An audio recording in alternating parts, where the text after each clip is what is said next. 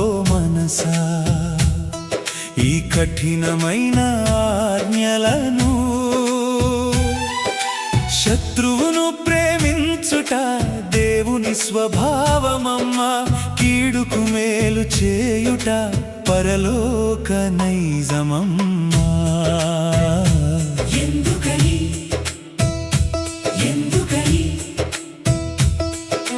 ద్వేషించే వారిని దీవించుమన్న దేవుని హృదయం ప్రేమమయం.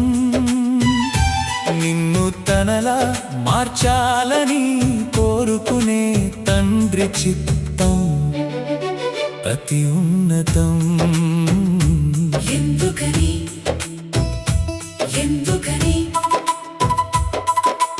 అందరినీ ప్రేమించే తండ్రి మంచివారి పైన చెడ్డవారి పైన సూర్యుని ఉదయింపజేయును. పుణ్యవంతుల పైన పాపుల పైన సమానముగా వర్షము కురిపించును. పక్షపాతము లేని ఆ తండ్రికి నీవు బిడ్డవయ్యావు గనుక, నిన్ను ద్వేషించే శత్రువును సైతం ప్రేమించమన్నాడు. ఎందుకని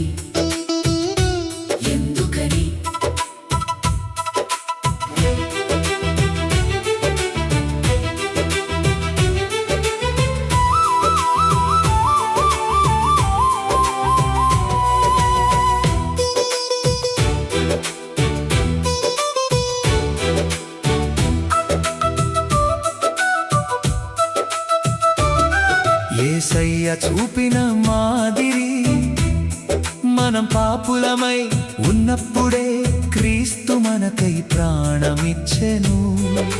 తన్ను సిలువ వేసిన శత్రువులకై తండ్రిని క్షమాపణ వేడెను. వీరేమి చేయుచున్నారో వీరెరుగరు అని క్షమించాడు గనుక, పగ తీర్చుకొనే స్వభావాన్ని నీవు విడిచిపెట్టాలన్నాడు. ఎందుకని లోకానికి నీకు ఉన్న తేడా, నిన్ను ప్రేమించే వారిని ప్రేమించుట లోకపు పద్ధతి కాదా? నీకు మేలు చేయు వారికి మేలు చేయుట పాపుల నైజము కాదా? ఈ లోకము కంటే నీవు ప్రత్యేకం కావలేను కనుక, నిన్ను బాధించే వారి కొరకు నిన్ను ప్రార్థించమన్నాడు. ఎందుకని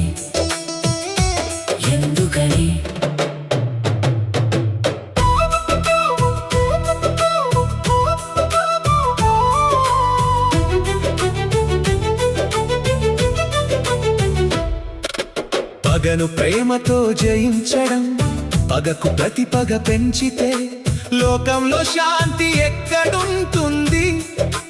కత్తికి కత్తిని వాడితే క్రీస్తు ప్రేమకు సాక్ష్యం ఏముంటుంది?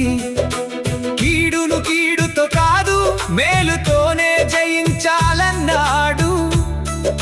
శత్రువు మనసు మారేలా ప్రేమను చూపించమన్నాడు. ఎందుకని తండ్రి పోలికను పొందడం పిల్లలు ఎప్పుడును తమ తండ్రి పోలికను కలిగి ఉంటారు. నీవు శత్రువును క్షమించినప్పుడే దేవుని బిడ్డవని లోకానికి తెలుస్తుంది.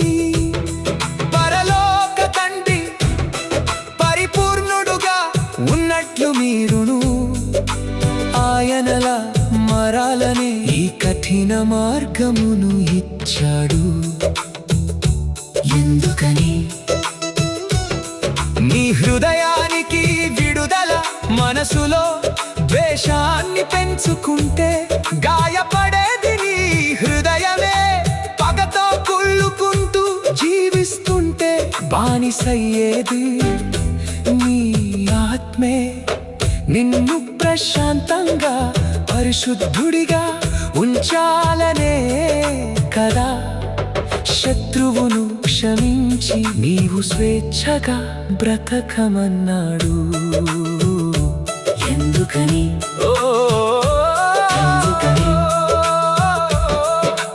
పరలోక బహుమతి భూమిపై నిందలు భరిస్తే పరలోకంలో ఘనత దక్కుతుంది.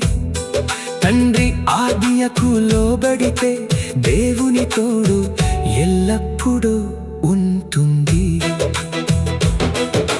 కష్టమైన బాటలోనే మహిమ కిరీటం దాగి ఉంది గనుక సహించి ప్రేమించి దేవునికి సాక్ష్యముగా నిలవమన్నాడు. ఎందుకని